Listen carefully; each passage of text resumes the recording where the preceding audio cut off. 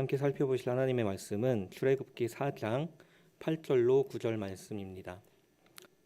우리 두 절이니까 함께 합독하겠습니다. 시작. 여호와께서 이르시되 만일 그들이 너를 믿지 아니하며 그 처음 표적의 표징을 받지 아니하여도 나중 표적의 표징은 믿으리라. 그들이 이 두 이적을 믿지 아니하며 내 말을 듣지 아니하거든 너는 나일 강물을 조금 떠다가 땅에 부으라. 내가 떠온 나일 강물이 땅에서 피가 되리라. 아멘.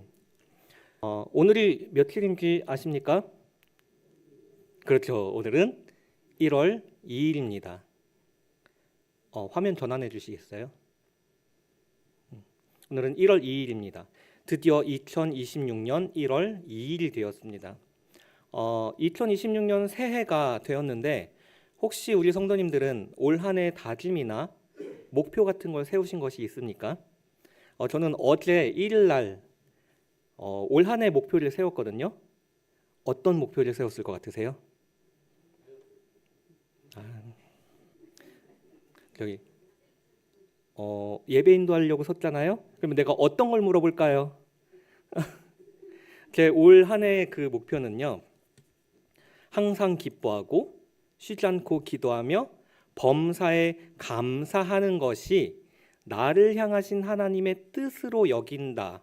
그렇게 1년을 보내자가 올 한 해의 목표가 되었습니다. 우리 여기 계신 우리 성도님들도 제가 물어봤을 때 대답은 안 하셨지만 모두 다 이 말씀을 붙들기로 다짐하셨을 거라 생각합니다. 그렇죠? 자, 우리는 송구영신 예배 때 새해 첫 말씀으로 주신 그 말씀, 항상 기뻐하라, 쉬지 말고 기도하라, 범사에 감사하라. 이것이 그리스도 예수 안에서 너희를 향하신 하나님의 뜻이니라 하는 이 말씀을 붙들기로 다짐했습니다.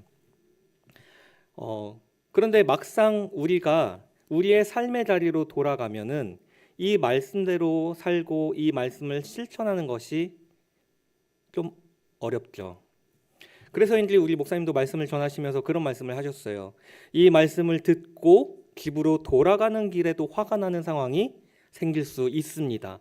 그래도 이 말씀을 붙들고 이겨내야 합니다. 라고 말씀을 하셨는데 우리가 예배 시간에는요. 예배를 드리면서 말씀을 들으면 아멘 하고 그 말씀을 마음에 새기는데 교회 문 밖을 벗어나면 우리가 그 아멘하며 마음에 새겼던 말씀을 방해하는 것들이 그 말씀대로 되지 않는 일상들이 너무 많습니다.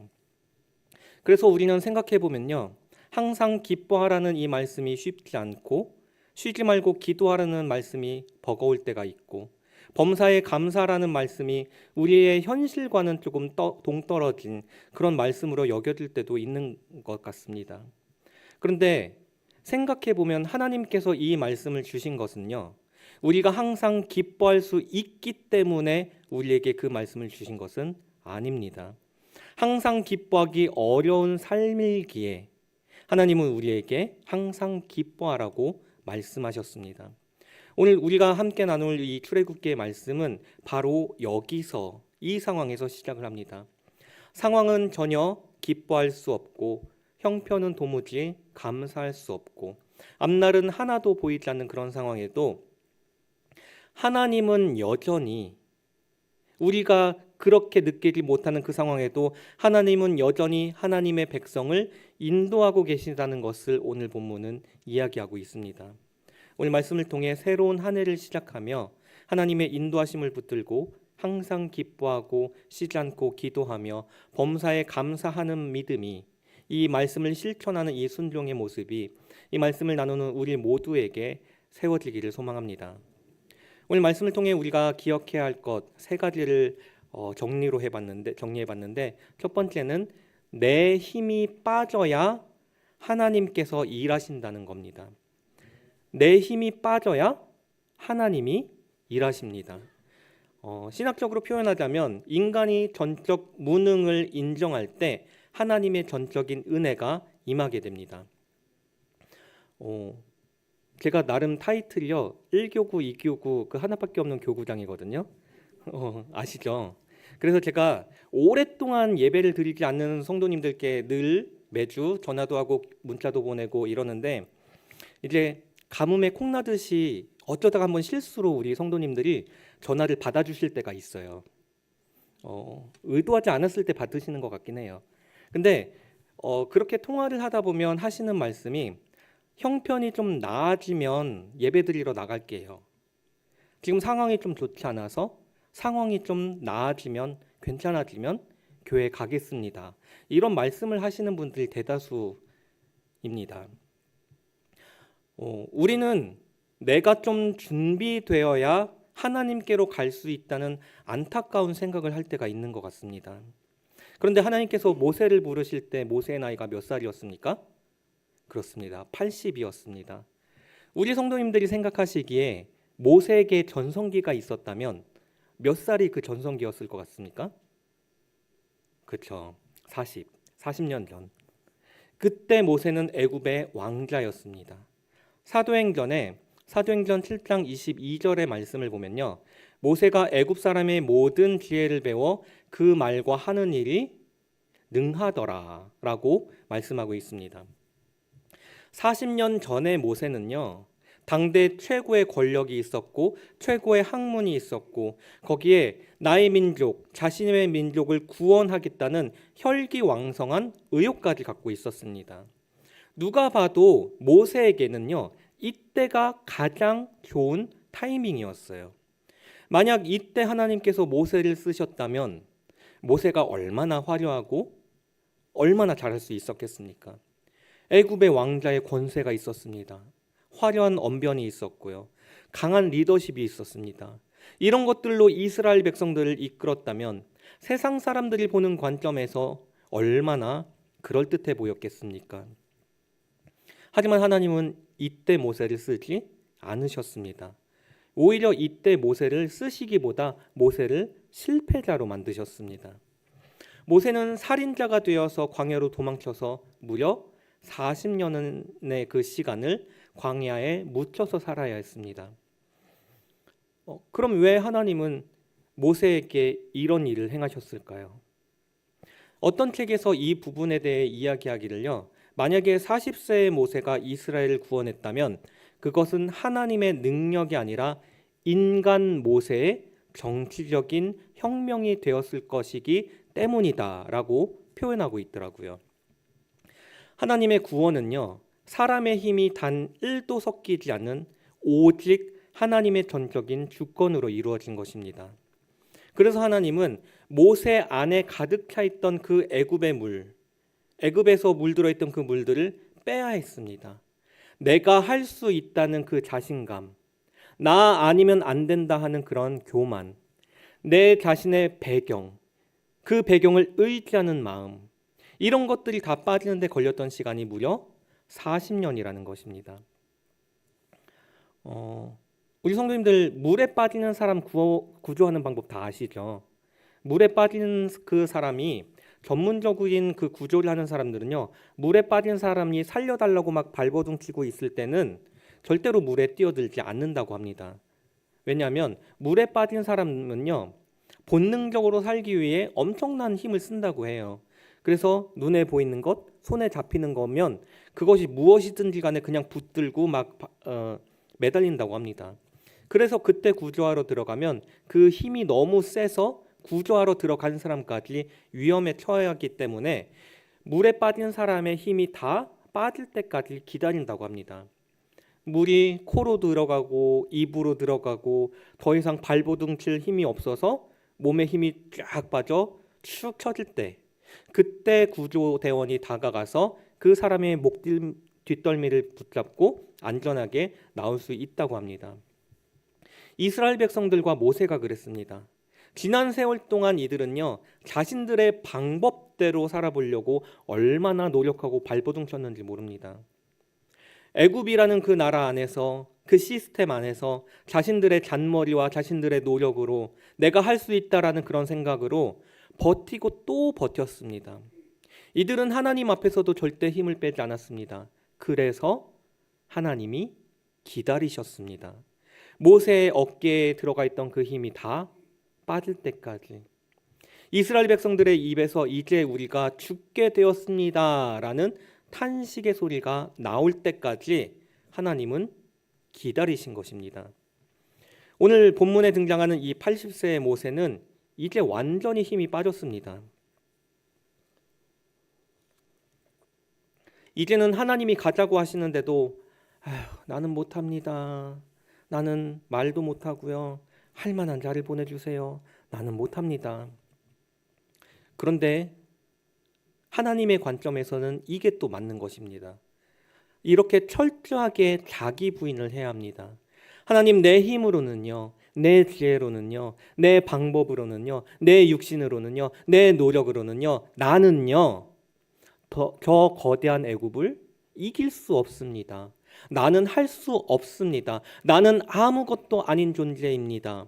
이렇게 철저하게 내가 하나님 앞에서 무능력함을 고백하는 그 순간이 하나님께서 진짜로 일하시는 그때, 카이로스의 때라는 것입니다.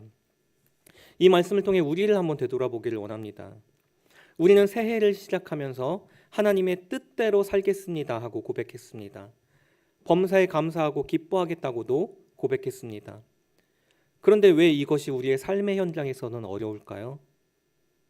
어쩌면 우리도 솔직히 내 자신에게는 아직 힘이 남아있기 때문에 내가 할 수 있다는 생각, 나는 할 수 있다는 나에 대한 자신감, 우리 어깨에 들어가 있는 그 힘이 아직 덜 빠졌기 때문은 아니겠습니까?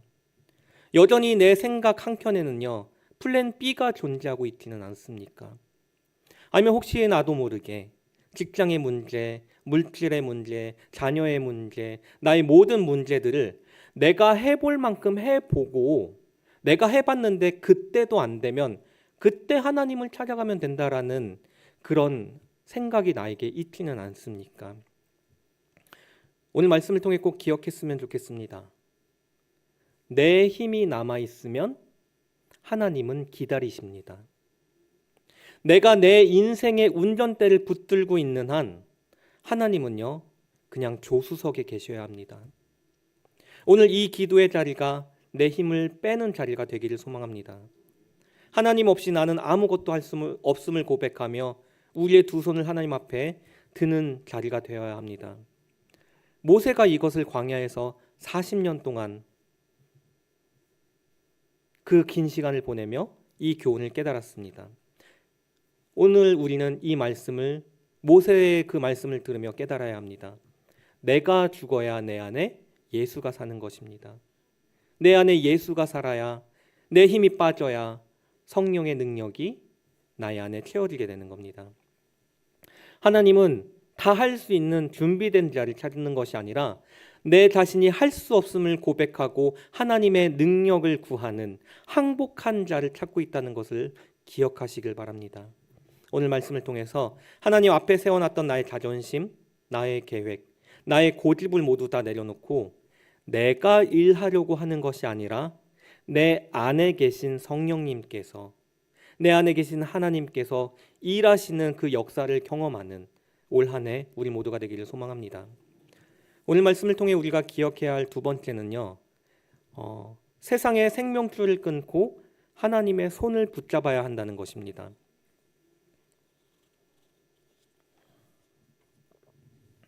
하나님은 주저하는 모세에게 세 가지 기적을 보여주셨습니다. 첫 번째는 지팡이가 뱀이 되는 것, 두 번째는 손에 나병이 생기는 것, 그리고 세 번째로 어떤 표적을 보여주셨습니까? 우리 9절 말씀 함께 읽겠습니다. 시작.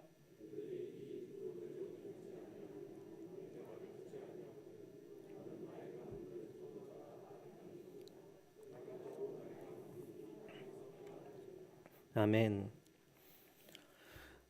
하나님은 나일 강물이 피가 되게 하셨습니다.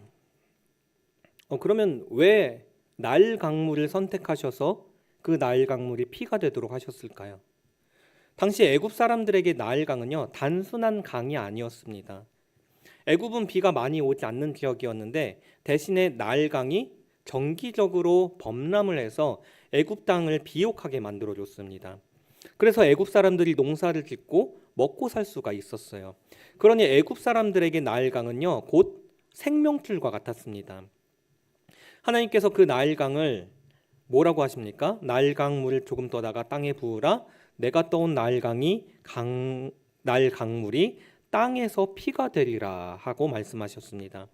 피는 죽음을 의미하죠. 생명줄이었던 그 나일 강이 순식간에 죽음이 되었습니다. 하나님은 모세와 이스라엘 백성들에게 이 말씀을 하신 것은요, 저 애굽 사람들이 생각하는 것처럼 너희의 그 생명을 나일 강물이 쥐고 있는 것이 아니다. 너희가 나일 강 때문에 살고 있는 것이 아니다. 저것도 내가 손을 대면은 한순간에 생명줄이 아니라 죽음이 될 수 있다. 너희에게 생명은 저 나일 강이 아니라 오직 나 여호와다라는 것을 알려주기 위한 것입니다. 혹시 우리에게도 우리가 생각하지 못하는 나만의 나일강이 있지는 않습니까?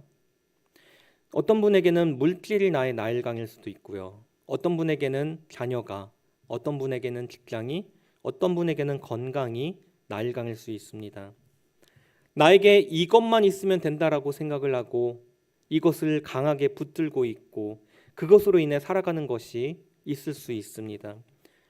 그런 우리에게 하나님은 오늘 말씀하시기를 그 물을 땅에 쏟으라고 말씀하십니다. 내가 생명처럼 여기는 것, 내가 하나님보다 더 의지하는 세상의 것들을요, 땅에 다 쏟아버리라고 말씀하고 있습니다. 이제는 땅에 버리고 끊어내라는 것입니다. 어쩌면 우리도 모르는 사이에 이것이 아니면 안 된다. 나는 이것을 꼭 붙들고 있어야 된다. 나는 이것이 꼭 필요하다 생각하고 나만의 나일강을 만들어서 그것에 목매달아하고 있을 수도 있습니다. 그런데 말씀을 보면요, 우리가 의지하던 것을 끊어내고 하나님을 붙잡을 때 하나님의 진짜 공급하심이 시작되는 것을 알 수 있습니다. 이스라엘 백성들이 나일 강물을 벗어나서 이제 광야로 들어갔죠. 그때 이들이 굶어 죽었습니까? 아닙니다. 하나님께서 날마다 먹여주시는 만나의 공급이 그때부터 시작되었습니다. 2026년 새해를 시작하면서 우리도 우리의 양손을 한번 들여다보면 좋겠습니다. 혹시 우리는 작년부터 지금까지 한 손에는 하나님과 한 손에는 세상의 나일강을 붙들고 있지는 않습니까? 오늘 말씀을 통하여 기도하며 결단하는 시간이 되기를 바랍니다. 내가 의지하던 세상의 것, 내가 의지하던 사람, 내가 의지하던 물질, 이것이 나를 살리는 것이 아니라 오직 생명 대신 예수 그리스도의 그 보혈만이 나를 살린다는 것을 고백하는 시간이 되기를 소망합니다. 오늘 말씀을 통해서 내가 하나님보다 더 의지했던 나만의 나일강이 있다면 그것을 다 땅에다 쏟아내고 하나님이 주시는 생명의 줄, 하나님이 주시는 은혜의 줄만 붙드는 이 시간이 되기를 소망합니다. 세 번째로 우리는요, 기적을 넘어 하나님의 음성을 들어야 합니다. 내 힘을 빼고 세상의 줄을 끊었다면 이제 우리가 세 번째로 해야 할 것은 하나님의 음성을 듣는 것입니다. 우리 8절 말씀 함께 읽겠습니다. 8절입니다. 시작.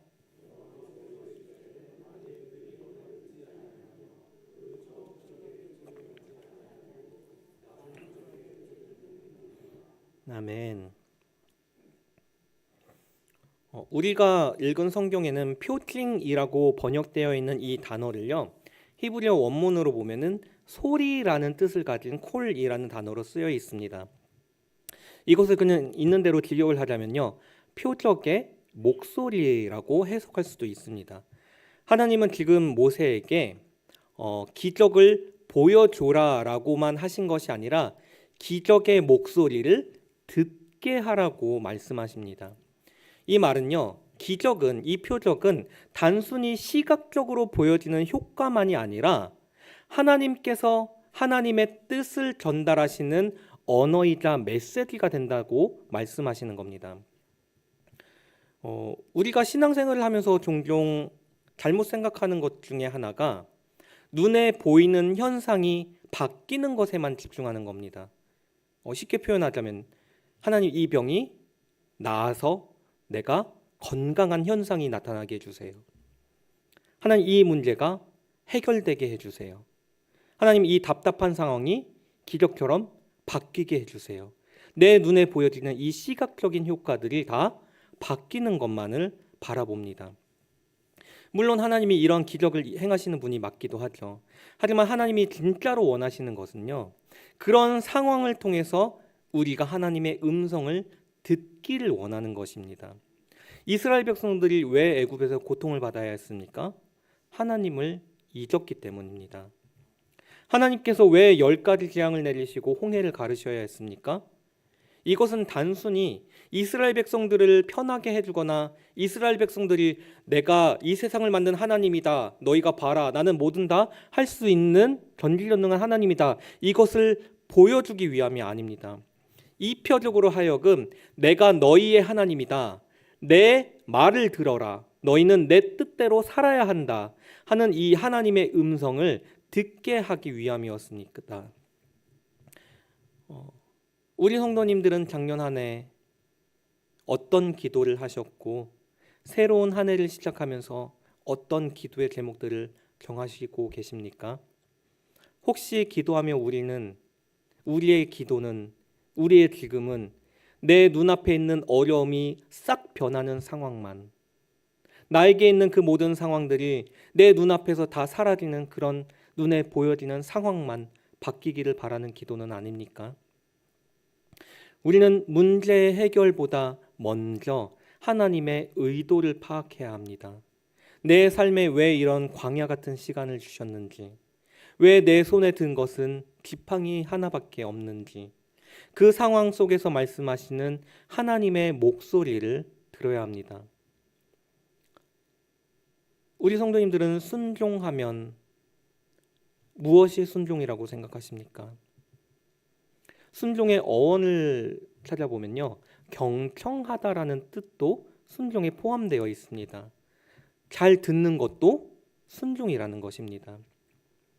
처음에 모세는 하나님의 부르심에 사람들이 내 말을 듣지 않을 것입니다 라고 이야기하며 걱정했습니다. 그럼 모세에게 하나님은요, 너의 말이 아니라 내 표징의 소리를 듣게 할 거다라고 말씀하셨습니다. 우리의 본이 되시는 예수님께서 이 땅에서 보여주신 모습도 그러합니다. 예수님께서 이 땅에서 수많은 기적들을 보이셨을 때 그 기적을 본 사람들이 어떻게 했습니까? 예수님을 쫓아갔죠. 그럴 때마다 예수님은요, 한적한 곳으로 떠나서 하나님의 음성을 듣기 위해서 그곳에서 기도하셨습니다. 십자가의 고난 앞에서도 예수님은 이 잔을 내게서 옮겨달라고 기도하시면서 결국은 그러나 나의 뜻대로 하지 마시고 하나님의 뜻대로 하시옵소서 하고 하나님의 음성에 순종하는 순종을 택하셨습니다. 우리도 나에게 주시는 하나님의 말씀에 귀를 기울여 하나님의 말씀을 들어야 하는 그런 순종의 모습이 있어야 합니다. 이제 말씀을 좀 정리하겠습니다. 하나님은 우리가 애굽 왕자처럼 내 힘이 잔뜩 들어가 있을 때가 아니라 광야의 목자처럼 내 힘이 완전히 빠져 있을 때, 그때 우리를 찾아오십니다. 또 하나님은 우리가 세상의 나일강을 붙들고 있을 때가 아니라 그것을 땅에 다 쏟아버리고 하나님의 손을 붙잡을 때, 그때 일하기 시작하십니다. 그리고 기적을 보여달라고, 내 눈에 보이는 그 환경을 바꿔달라고 그것에만 매달리고 떼쓰는 것이 아니라 그 상황 속에 담긴 하나님의 세밀한 음성을 듣고 그 음성에 순종할 때, 그 순종의 모습을 통해서 하나님의 역사를 이루어 가십니다. 그리고 이것이 오늘 말씀의 제목처럼 하나님의 인도하심을 따라 하나님의 뜻대로 사는 방법입니다. 오늘 말씀을 통해서 내 힘을 빼고 세상의 줄을 끊어내며 하나님의 음성을 통해 하나님의 인도하심을 따라 하나님의 뜻대로 2026년을 사는 우리 면목중앙교회가 되기를 소망합니다.